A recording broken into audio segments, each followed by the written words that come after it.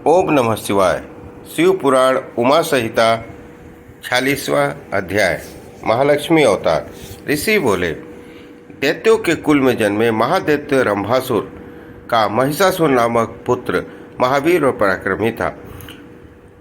उसने समस्त देवताओं को युद्ध में परास्त करके स्वर्ग पर अपना अधिकार स्थापित कर लिया। तब सभी देवता दुखी होकर ब्रह्मा जी और विष्णु जी को अपने साथ लेकर भगवान शिव के पास पहुँचे। उन्होंने भगवान शिव को सारी बातें विस्तार पूर्वक बताई। सारी कथा सुनने के उपरांत क्रोधित भगवान शिव की आंखों और मुख से एक दिव्य तेज उत्पन्न हुआ। उस तेज से सब देवताओं ने अपना अपना तेज मिलाया, जिससे देवी महामाया जगदम्बा का प्रादुर्भाव हुआ। उन्हें देखकर देवताओं की प्रसन्नता की कोई सीमा न रही। सबने देवी को अनेक आयुध और आभूषण भेंट किए। ब्रह्मा जी, विष्णु और शिव जी सहित समस्त देवताओं की अनेकों शक्तियां ग्रहण करने के पश्चात देवी ने जोर जोर से अट्ठास और गर्जना की। देवी की गर्जना से धरती, आकाश और पाताल गूंज गए। उस गर्जना को सुनकर देव शत्रु दैत्यों ने अपने अपने हथियार उठा लिए। देखते ही देखते देवी जगदम्बा दैत्यों से युद्ध करने पहुंच गई। दैत्यों और देवी के बीच घनघोर संग्राम हुआ। देवी जगदम्बा ने शूल, शक्ति, तोमर आदि शस्त्रों से लाखों दैत्यों का विनाश कर दिया। पराक्रमी देवी को देखकर दैत्य सेना भयभीत होकर इधर उधर भागने लगी। तब महिषासुर ने आकर देवी जगदम्बा को ललकारा। उसने तलवार लेकर देवी के वाहन सिंह पर आक्रमण कर दिया।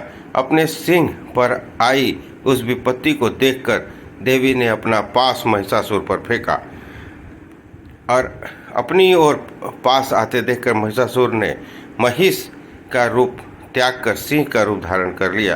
देवी जगदम्बा ने यह देखकर झटपट उसका सिर धड़ से अलग कर दिया, परंतु महिषासुर फिर भी नहीं मरा और रूप बदलकर देवी से युद्ध करने लगा और उसने सिंह को परेशान करने लगा। इस प्रकार देवी और महिषासुर का युद्ध लंबे समय तक चलता रहा।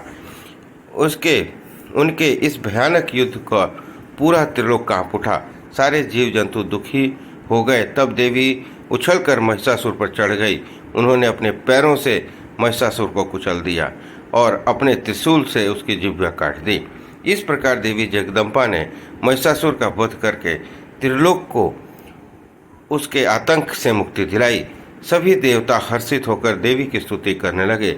सारी दिशाओं में पुष्प वर्षा होने लगी। इस प्रकार अध्याय उमा संहिता अध्याय 46वां संपन्न हुआ। बोलिए हर हर महादेव। उमा संहिता 47वां अध्याय। धूम्रलोचन, चंडमुंड और रक्त बीज का वध। ऋषि बोले, शुंभ और निशुंभ नामक दोनों पराक्रमी दैत्यों ने अपने अत्याचारों से पूरे चराचर जगत को दुखी कर रख दिया। सभी जीव जंतु, मनुष्यगण और देवता उसके अत्याचारों से परेशान हो चुके थे। तब देवता अत्यंत परेशान होकर हिमालय पर श्री पार्वती जी की शरण में गए और देवी की स्तुति करने लगे। वे बोले, हे कल्याणकारी देवी भवानी, हम सब आपकी शरण में आए हैं। मातेश्वरी, हमारी रक्षा करिए। शुंभ निशुंभ के आतंक और अत्याचारों से त्रिलोक को मुक्त कीजिए। देवताओं की स्थिति सुनकर देवी ने अपने शरीर से एक तेज उत्पन्न किया और एक कुमारी का प्रकट हुई। सब देवताओं ने हाथ जोड़कर और सिर झुकाकर देवी की स्तुति की। तब पार्वती जी बोली, देवगण, मेरे कोष से निकलने के कारण ये कौशिकी के नाम से प्रसिद्ध होगी और मातंगी नाम से जगत प्रसिद्ध होगी। यह कहकर देवी अंतर्ध्यान हो गई और देवता अपने स्थान को लौट गए। देवी की कौशिकी वहीं हिमालय की गुफा में रहने लगी। एक दिन शुंभ निशुंभ के सेवकों ने उन्हें देख लिया। तब उन्होंने जाकर शुंभ निशुंभ से उनके रूप सौंदर्य की प्रशंसा की और कहा कि वह तो नारियों के में रत्न है, उसे अपने महल की शोभा बढ़ानी चाहिए। तब देवी की प्रशंसा सुनकर शुंभ निशुंभ ने अपना दूत वहां भेजा। तब दूत ने जाकर देवी से कहा, मेरे स्वामी शुंभ निशुंभ आपके रूप की प्रशंसा सुनकर आपसे विवाह करना चाहते हैं। उन्होंने विवाह का प्रस्ताव लेकर ही मुझे यहाँ पर भेजा है। देवी की बात सुनकर दूत की बात सुनकर देवी बोली, दूत, जाकर तुम अपने स्वामियों से कहो कि मैंने यह प्रतिज्ञा कर रखी है कि जो मुझे युद्ध में परास्त कर देगा मैं उसी से विवाह करूंगी। अपने स्वामियों से कहो आकर मुझसे युद्ध करे और मुझे हराकर मुझे अपने साथ ले जाए। दूत ने शुंभ निशुंभ को सारी बातों से अवगत कराया। सारी बातें सुनकर शुंभ और निशुंभ क्रोधित हो गए। उन्होंने अपने सेनापति धूम्रलोचन को आदेश दिया कि तुम उस नारी को यहाँ लेकर आओ।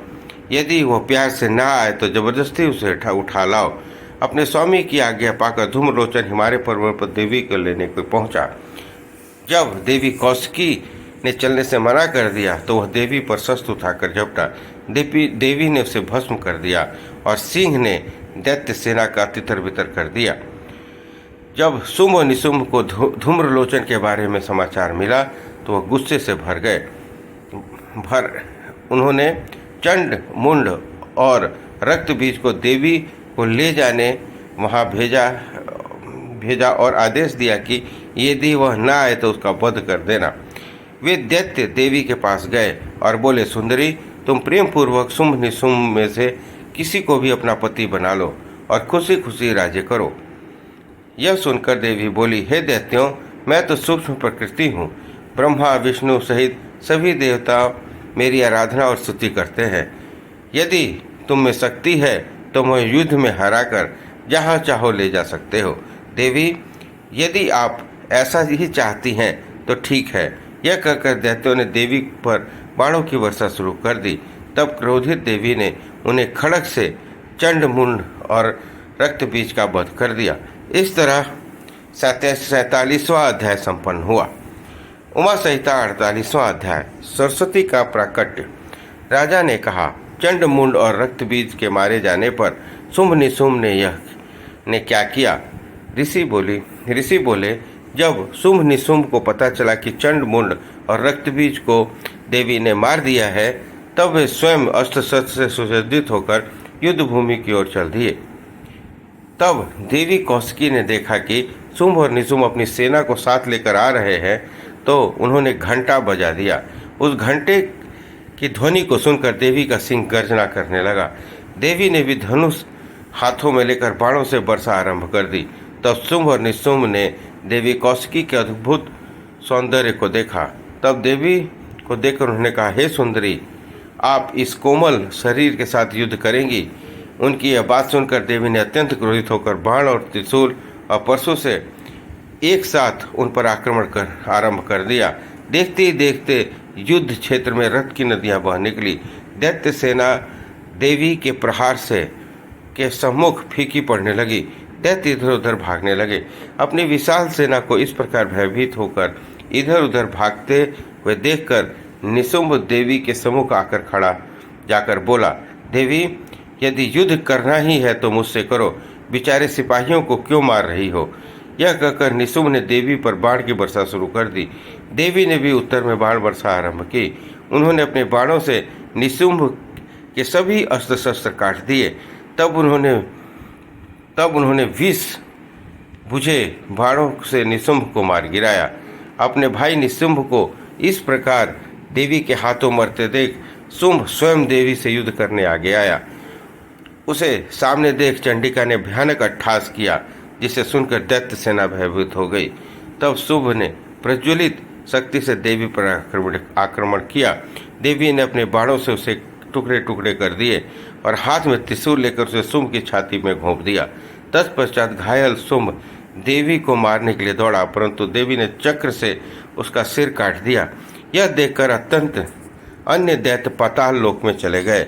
इस प्रकार शिव पुराण उमा संहिता 48वां अध्याय संपन्न हुआ। 49वां अध्याय। उमा की उत्पत्ति। ऋषि ने पूछा, हे सूत जी, अब आप हमसे देवी उमा के अवतार एवं प्रादुर्भाव की कथा का वर्णन कीजिए। तब ऋषियों के प्रश्न का उत्तर देते हुए सूत जी बोले, एक बार की बात है, देवताओं की युद्ध में विजय हुई। विजयी होकर देवताओं को बहुत घमंड हो गया और वे अपनी बहादुरी की बहुत प्रशंसा करने लगे। तभी एक कूप के रूप में तेज प्रकट हुआ। उस तेज को एकाएक देखकर देवता घबरा गए। देवराज इंद्र ने उस तेज की परीक्षा लेने के लिए सर्वप्रथम वायुदेव को वहां भेजा। वायुदेव उस तेज की परीक्षा लेने के लिए वहां पहुंचे। उन्होंने तेज के पास जाकर पूछा, तुम कौन हो? तब तेज ने यही प्रश्न वायु से किया। वायुदेव ने अहंकार से कहा, मैं इस जगत का प्राण हूँ, मेरे द्वारा ही यह जगत चलता है। यह सुनकर तेज ने कहा कि इस तिनके को जलाकर दिखाओ तो मैं तुम्हें शक्तिशाली समझ सकता हूँ। परंतु वायुदेव अपनी सारी ताकत लगाकर भी उस तिनके को हिला न सके। तब लज्जित और हारे हुए वे देवराज इंद्र के पास पहुंचे। देवराज इंद्र को यह सब बातें ज्ञात हुई तो उन्होंने एकाएक करके सब देवताओं को उस तेज की परीक्षाएं लेने के लिए भेजा, लेकिन सभी देवता परास्त होकर वापस आ गए। तब स्वयं इंद्र उस दिव्य तेज की परीक्षा लेने के लिए गए। जैसे ही इंद्र उस स्थान पर पहुंचे, वह तेज अंतर्धान हो गया। यह देखकर देवेंद्र आश्चर्यचकित हो गए। तब उस तेज को दिव्य और शक्तिशाली जानकर मन ही मन इंद्र उनकी स्तुति करने लगे। और इंद्र बोले, मैं आपकी शरण में आया हूँ, कृपा करके मुझे दर्शन दो। चैत्र मास के शुक्ल पक्ष की नवमी के मध्याह्न का समय देवी उमा का प्रकट होकर देवराज को दर्शन दिए। देवी उमा बोली, हे देवराज इंद्र, ब्रह्मा, विष्णु और शिव भी मेरी स्तुति करते हैं, अन्य देवता भी मुझे पूछते हैं। मैं परब्रह्म प्रणव स्वरूप देवी हूँ। मेरी ही कृपा से तुम्हें विजय से प्राप्त हुई है, इसलिए अपने अभिमान और घमंड को त्याग कर मेरा स्मरण करो। यह कहकर देवी शांत हो गई। यह सुनकर देवताओं ने उमा देवी की स्तुति करनी आरंभ कर दी। देवता बोले, हे महामाया, हे जगदम्बा, आप हमें क्षमा करें। हम दोनों हाथ जोड़कर आपकी शरण में आए हैं। हमसे जो गलती हो गई है उसे भूलकर हम पर अपनी कृपा दृष्टि रखें। यह कहकर देवता उमा देवी की स्तुति करने लगे। इस प्रकार शिव पुराण उमा संहिता 49वां अध्याय संपन्न हुआ। हर हर महादेव। शिव पुराण उमा संहिता 50वां अध्याय शताक्षी अवतार वर्णन। सूत जी कहे, ऋषिगण, एक बार की बात है, एक महापराक्रमी रुद्र के पुत्र दुर्गम ने ब्रह्मा जी की कठोर तपस्या की। उसने ब्रह्मा जी के से वरदान में वेद प्राप्त किए। वह अपने को महाशक्तिशाली समझने लगा और वह देवताओं को कष्ट देने लगा। उसने पृथ्वी पर उपद्रव करने प्रारंभ कर दिए। वेदों के न रहने पर सारी क्रियाएं चली गई। ब्राह्मणों ने धर्म त्याग दिया। प्रजा पर वह संकट आया देखकर सभी देवता देवी उमा के शरण में गए। देवता स्तुति करते हुए बोले, हे महादुर्गे, हे जगदम्बिके, जिस प्रकार आपने सुम निशुम का वध करके हमारी रक्षा की, उसी प्रकार इस दुष्ट का भी वध करके अपने शरणागतों की रक्षा करो। इस प्रकार देवताओं की स्तुति सुनकर देवी की आंखों से आंसू बहे। तब उस जल की धाराओं से धरती पुनः हरी भरी हो गई। वृक्ष और औषधियाँ फलने फूलने लगी। नदियाँ, तालाब और समुद्र जल से सराबोर हो गए। यह देखकर देवता देवी उमा से बोले, हे मातेश्री, कृपा कर वेदों को भी वापस दिला दीजिए। तब देवी ने वेद लौटाने का आश्वासन देकर उन्हें विदा किया। देवता अपने अपने धाम को चले गए। सभी देवी को देवताओं का हित करने वाली जानकर दुर्गम ने उन पर आक्रमण कर दिया। देवी ने भी पलटवार करना आरंभ कर दिया। देखते ही देखते देवी उमा और दुर्गम के बीच भयानक युद्ध होने लगा। चारों ओर बाणों की वर्षा होने लगी। उस समय देवी उमा बहुत क्रोधित हुई। तब उनके शरीर से काली, तारा, छिन्नमस्तका, श्री विद्या, भुवनेश्वरी, रौरवी, बगुला, थमरा, त्रिपुरा, मातंगी नाम 10 देवियां प्रकट हुई। देखते ही देखते देवियों ने दैत्यों की 100 इच्छाहोणी सेना को नाश कर दिया और तितर बितर कर दिया। तत्पश्चात देवी ने अपने त्रिशूल से दैत्येंद्र दुर्गम का वध कर दिया। देवी ने उससे वेद छीनकर देवताओं को सौंप दिए। प्रसन्न देवता महामाया देवी की उमा की स्तुति करने लगे। देवता बोले, हे मातेश्वरी, आपने हमारी रक्षा के लिए अनंताक्षी भय रूप रखा, इसलिए आप शताक्षी नाम से जगत पर प्रसिद्ध होंगी। शोक द्वारा लोकहित करने के कारण शाकुंभरी और दुर्गम नामक दैत्य का वध करने के कारण दुर्गा कहलाएंगी। हे महाबले, हे ज्ञानदायिनी, हे योग निद्रे, हे विश्वजननी, हम आपको नमस्कार करते हैं। आप सदा हमारा कल्याण करें और सबकी रक्षा करें। सब देवताओं को उनकी रक्षा का आश्वासन देकर देवी अंतर्ध्यान हो गई। इस प्रकार शिव पुराण उमा संहिता 50वां अध्याय समाप्त हुआ। बोलिए हर हर महादेव। उमा संहिता 51वां अध्याय क्रिया योग वर्णन। इस प्रकार महामुनि व्यास के पूछने पर सनत कुमार जी ने उन्हें महादिव्य क्रिया योग और उसके फल के विषय में बताया। सनत कुमार जी बोले, हे महामुने, ज्ञान योग, क्रिया योग और भक्ति योग भक्ति और मुक्ति प्रदान करने वाले हैं। ज्ञान आत्मा हृदय का मिलन ही क्रिया योग कहलाता है। इसी योग के साथ बाह्य अर्थ का संयोग क्रिया योग कहलाता है। कर्म की भक्ति, भक्ति से ज्ञान और ज्ञान से मुक्ति प्राप्त होती है।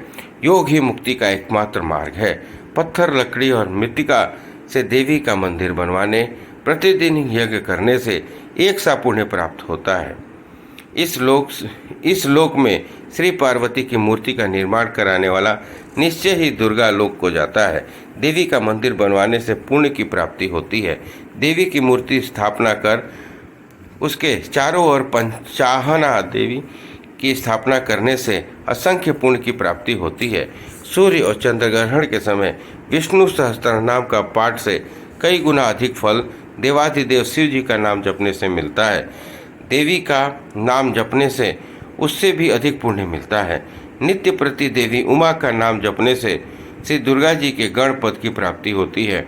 जो मनुष्य उमा माँ का धूप, दीप और नैवेद्य से पूजन करते हैं, मंदिर को लीपते हैं या उसे साफ करते हैं, उन्हें उमा लोक की प्राप्ति होती है। कृष्ण पक्ष की अष्टमी, नवमी तिथि को श्री सूक्त, देवी सूक्त आदि का पाठ करने पर पुण्य पुष्प अर्पित किए जाते हैं। देवी को कमल का पुष्प या सोना चांदी अर्पित करने से परम गति को प्राप्त होती है। चैत्र शुक्ला तृतीया को उमा का व्रत करने से जीवन मरण का चक्र के बंधनों से मुक्ति मिल जाती है। वैशाख माह के शुक्ल पक्ष की तृतीया तिथि को अक्षय तृतीया नाम से जाना जाता है और इस दिन रथोत्सव मनाना चाहिए। देवी की मूर्ति स्थापित करके देवी का पूजन करने के पश्चात उनसे प्रार्थना करें, हे देवी, आप हमारा पालन करने वाली हैं, हम पर प्रसन्न हो और हमारे पूजन को स्वीकार करें। हमें इस लोक में सुख देकर अपना धाम प्रदान करें। अश्विनी माह के शुक्ल पक्ष के नवरात्र का व्रत किया जाता है। यह उत्तम व्रत सभी कामनाओं को पूर्ण करने वाला और मनोरथ सिद्ध करने वाला है। इसी पुण्य कल्याणकारी व्रत को करने से विरथ के पुत्र सूरथ राजा बने। समाधि नामक वैश्य को मुक्ति प्राप्त हुई। इसी प्रकार विधि विधान से नवरात्र व्रत का पूरा करने से सभी अभीष्ट फलों की प्राप्ति होती है। इस व्रत को करने से देवी उमा स्त्रियों को सौभाग्य की रक्षा करती है और व्रत के प्रभाव से विद्या, धन, पुत्र आदि प्राप्त होता है। इस प्रकार उमा संहिता का पवित्र भक्तिमय स्वरूप मैंने आपको सुनाया। इसके पढ़ने और सुनने से कामनाओं की पूर्ति होती है और सब सुख भोग कर मनुष्य परम धाम को प्राप्त होता है। इस प्रकार श्री उमा संहिता संपूर्ण हुई। बोलिए हर हर महादेव।